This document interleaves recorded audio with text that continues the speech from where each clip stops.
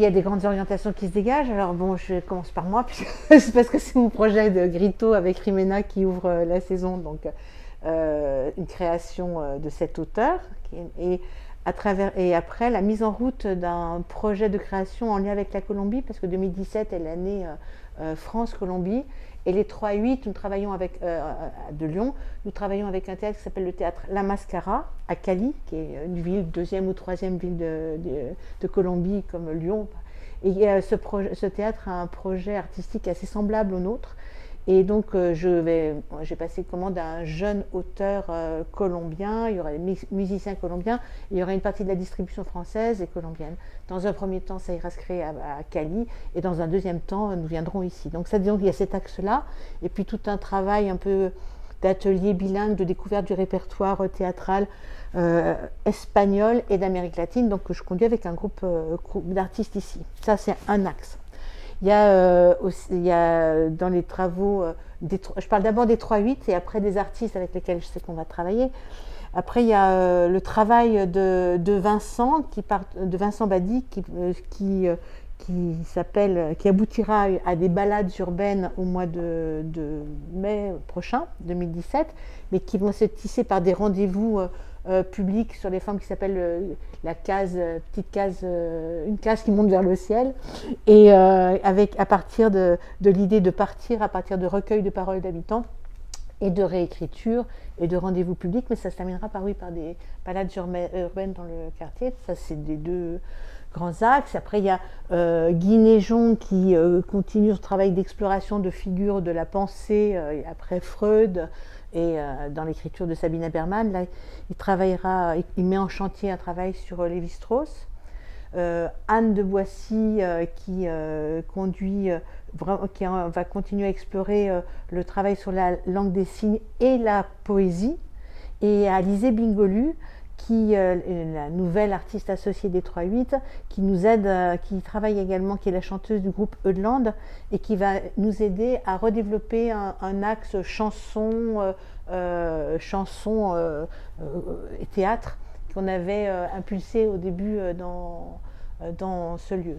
Et tout ça va être irrigué par un nouveau compagnonnage. Donc il va y avoir de nouveaux jeunes acteurs qu'on va pouvoir entraîner, j'espère, dans nos voyages un peu fous. Et ça, c'est pour nous, en gros. Hein. Il y aura, j'espère, plein de choses qui vont s'inventer, et puis j'espère que j'oublie plein de choses. Et autrement, dès la rentrée, on présentera une création de la compagnie Walde, un texte de Kofi Kwaoli qui s'appelle Bouscat, mis en scène par Baptiste Jamono. Ce spectacle a été créé au Burkina Faso. Il l'a joué également aussitôt à Ouagadougou, et qui est un théâtre aussi avec lequel on essaie de créer des liens, au NTH8. Et donc il va le créer ici, et donc une écriture d'un auteur d'Afrique, avec une distribution aussi mixte, un peu comme là ce que je tente avec la Colombie, où il y a aussi colombien, français. Donc c'est important pour nous, parce que Baptiste, depuis plusieurs ans, la compagnie Walde existe totalement par elle-même, on développe un gros travail avec le Burkina, mais aussi dans le 8e. Et c'est Baptiste qui coordonne et qui souvent dirige les ateliers qu'on conduit pour les enfants et pour les adolescents. Donc pour nous, il y a une belle cohérence sur ce projet-là.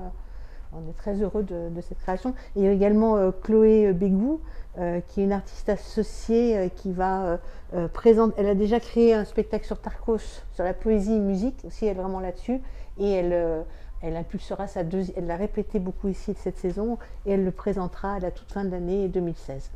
Et là, autrement, on est en train donc de réfléchir aux artistes que nous allons associer pour notre prochaine convention, qu'on va signer avec les tutelles, la ville, l'État, la région et nous-mêmes. Et donc, voir quels artistes vont nous aider à développer ces axes qui sont les nôtres. C'est à la fois le travail sur le territoire, le travail sur le lointain, et des sortes de jumelages, je pense, avec d'autres théâtres dans d'autres pays du monde, qui nous permettront d'enrichir nos imaginaires et d'apprendre à travailler avec des moyens qui ne seront pas forcément toujours les mêmes que ceux qui existent aujourd'hui en France.